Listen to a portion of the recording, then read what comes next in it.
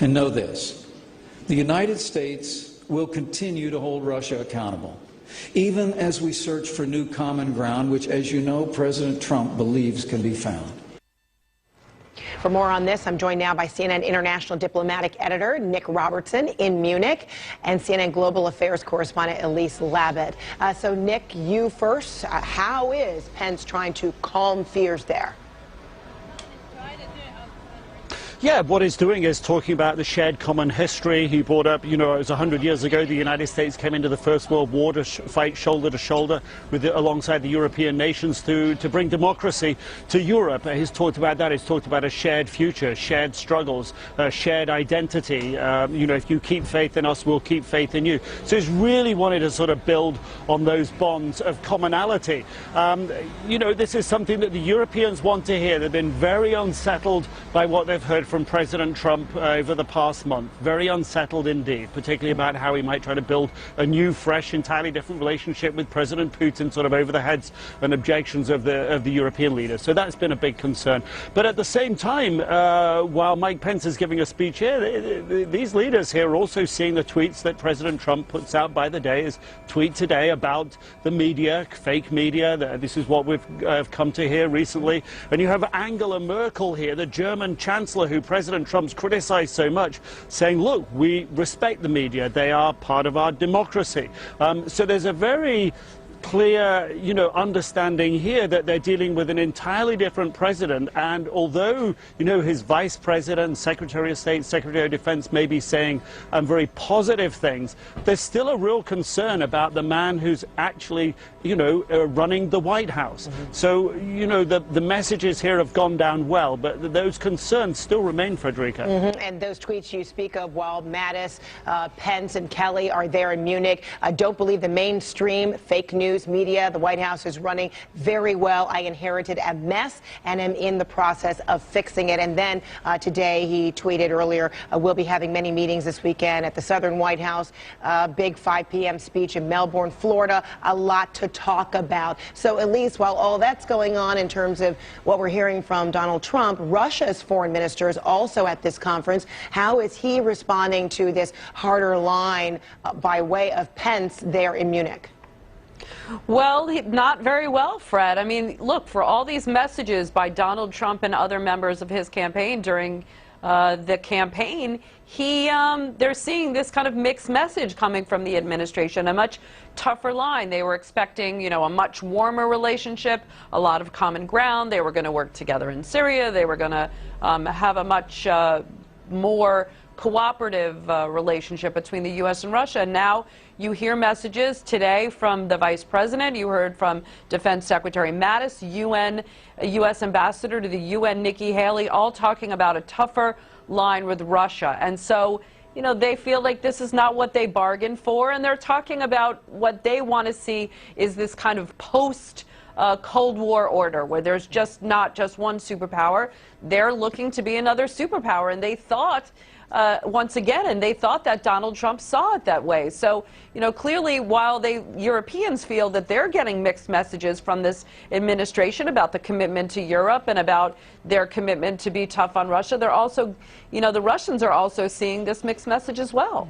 And so, Nick, in an op-ed for CNN.com, you wrote this: while Pence, Tillerson, and Mattis will meet Europe's top diplomats in the coming days, it's unlikely those diplomats will head back to their capitals feeling warm and fuzzy. Undoubtedly, they will hope for clarity, particularly with regard to the U.S. position on Russia. They might say a silent prayer that Trump's 3 top diplomats' stories align, but they won't believe anything until they hear it from Trump's lips. So is there a feeling that even Donald Trump should be there instead of Mike Pence?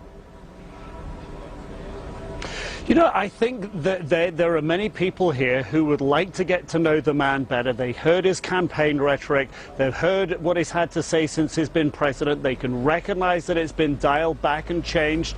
But they're under no illusions that potentially there could be more U-turns along the way. From a European perspective, politicians here are far more used to saying what they mean and sticking to it rather than saying things that then change and then U-turn. So instinctively, instinctively they have questions about it. So would they be happier if he'd been here? I think that they would look forward to when he comes. There's no doubt, you know, President Trump has committed to events in Europe, to a NATO meeting, to a G8 meeting. All those are just a couple of months away.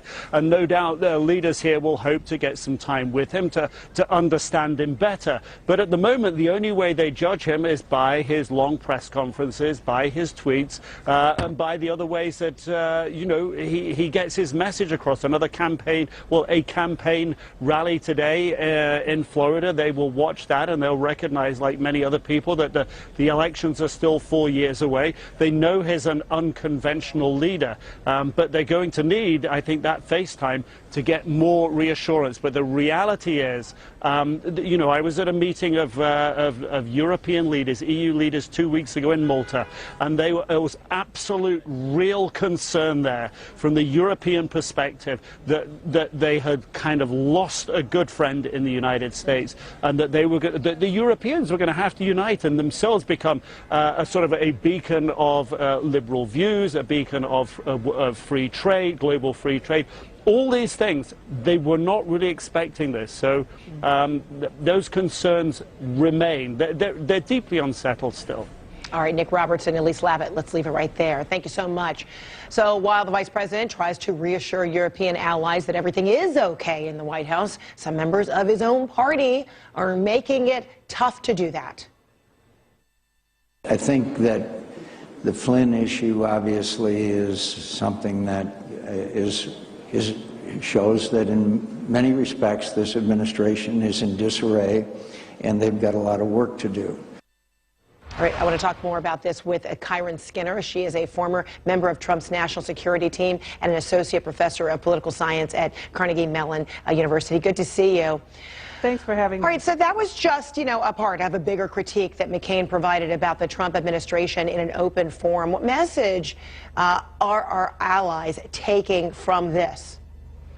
I would like them to take the fact that it was a seminal moment in the discussion about Western values among those in the Western family, because if you listen closely at Senator McCain's important speech, he talked about the potential erosion of democratic values, of Western ideals in both the United States and abroad. He didn't really use the name Donald Trump, but he was clearly talking about the American president. So I saw it as one take on American values and a warning about what may happen if we don't act in a vigilant manner to protect democracy, openness, and freedom and free trade. But if you listen to Vice President Pence's speech, it was another version of a defense of Western values. And I think if you put them side by side, you saw a more comprehensive discussion that makes one remember the fact that there's not one way of thinking about what the West is and what it should do, that it is a contest of ideas about freedom. And I think both men contributed to that discussion in a powerful way in Munich. So it sounds like you're saying these mixed messages are not problematic. I don't really see them, Frederica, as mixed messages. I see them as an open discussion about the future of the West and reminding all of us that at the base of the discussion about Iraq, Afghanistan, what's going on in Syria and Iraq is about how do we position ourselves as Western democracies as the beacons of freedom, and what are the requirements? Defense spending, commitment to certain ways of collaborating, reassuring alliance relationships. Yeah. So I saw them as different parts of a larger discussion. Okay, so listen to the Vice President Pence and his comments on NATO this morning. Today, on behalf of President Trump, I bring you this assurance. The United States of America strongly supports NATO and will be unwavering in our commitment to this transatlantic alliance.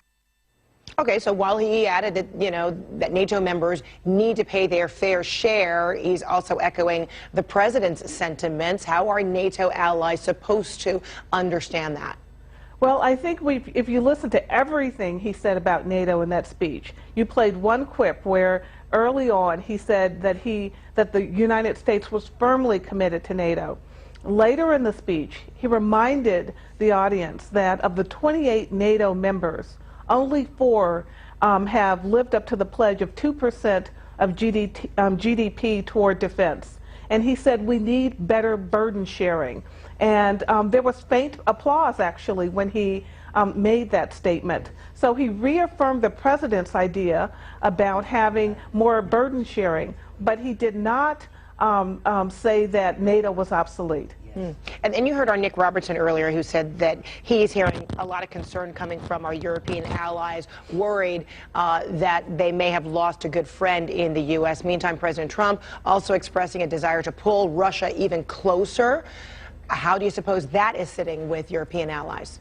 Well, if you listened again to Pence and to the other American diplomats who were speaking, they all were in lockstep on the view that Russia is a threat to the Baltic states, to the West more broadly, that the Minsk agreement needs to be adhered to by the Russians in Ukraine to help de-escalate the crisis there.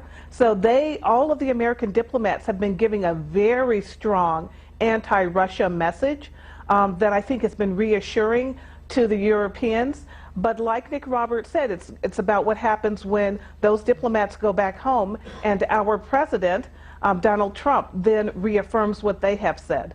All right, Kyron Skinner, thanks so much. We're going to have you back. We're going to take a short break for now, and we're going to also discuss the president's potential picks for National Security Director when we come right back.